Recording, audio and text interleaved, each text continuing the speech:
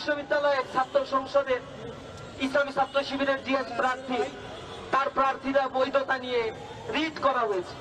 Writ করা হলো একটা ইস্যু নিয়ে, আর রিট করার সেখানে আদেশ দেওয়া হলো ডাকসু ইলেকশনকে পিছিয়ে দিতে হবে।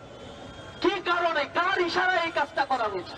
আমরা মনে করছি লন্ডনের ইশারায় এই জাতীয় কার্যক্রম পরিচালিত হয়েছে। যেহেতু ঢাকা বিশ্ববিদ্যালয়ে ইলেকশন হওয়ার পেছনে নানা ধরনের ষড়যন্ত্র করে যখন তারা দেখছে আর হয় না, তখন তারা অন্য রকমের একটি চক্রান্তে মেতে উঠেছে। চেম্বার জজ যখন এটাকে স্থগিত করেছে, তারা ক্যাম্পাসে আন্দোলন করছে। আন্দোলন করে তাদের বক্তব্য হচ্ছে প্রশাসন আইনজীবী হিসেবে কাকে নিয়োগ দিল, অথচ সেই আইনজীবী কিন্তু হঠাৎ করে যে সংকট তৈরি হয়েছে আধা ঘন্টার মধ্যে সেই সংকটের সমাধান করে দিয়েছে।